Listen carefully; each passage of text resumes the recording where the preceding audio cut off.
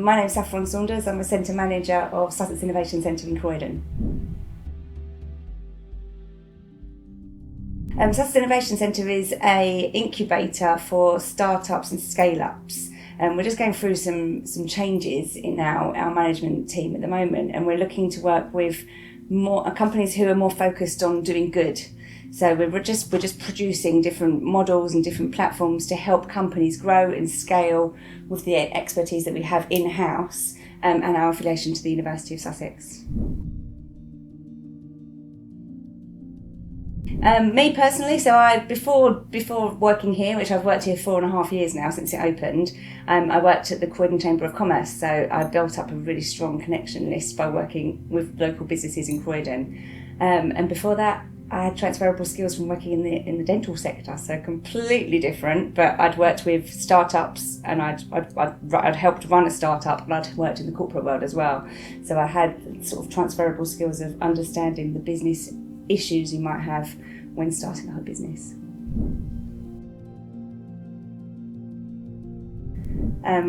Generally, it's in raising finance. I think that in South London, it's been more difficult to raise finance. But we've just recently launched our own venture called Sus Ventures, which is all about cultivating VCs, angel investors and family funds to bring them to fruition for companies based in the South London area. So that's something we're working on strongly at the moment. But it's difficult because we're an innovation centre and we like to work with companies who are innovative. But most companies who are innovative would be in central London rather than Croydon. So that's why we've moved away from that now. We're working with companies who are on a mission to do good. So, those ambitious entrepreneurs who want to create jobs, help the economy, but also do good for the planet, really.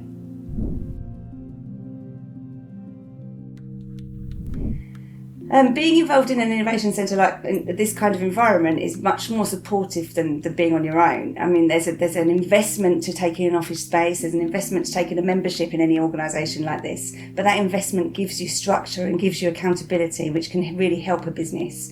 I mean, the stats are something like 4 out of 5 businesses fail in the first 5 years. So taking part in a membership organisation where we can support you and give you accountability can really make a big difference.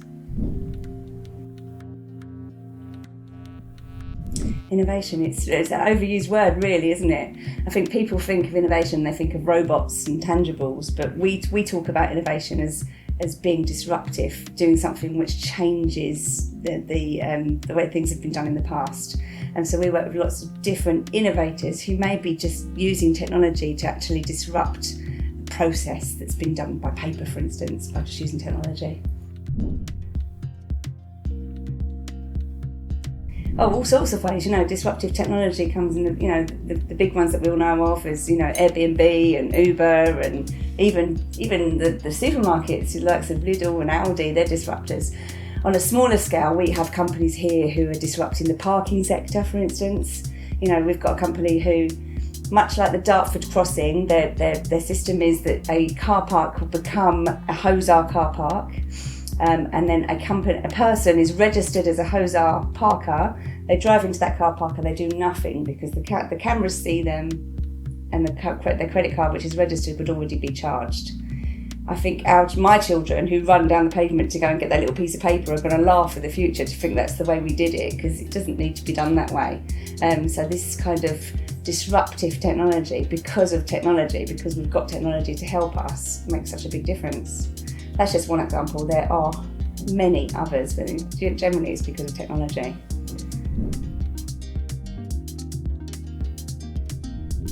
As I said, we're under new management. We're looking at rebranding. We're productising our services. So we haven't done that in the past. We've always worked in a very reactive way to the companies that we work with, because each company is different and each company does need one-to-one kind of assessment of where they are and where they want to be. But we are productising our services, and we're going to have 20 different products that we can actually offer to members. Some of them funded, some of them paid for, offering different caveats of support which can really help a company overcome issues they might have. Go for it, don't think too much. I'm not an entrepreneur myself, but when I meet successful entrepreneurs, they just don't have fear. They just go for every opportunity. They say yes to everything, and they go for it.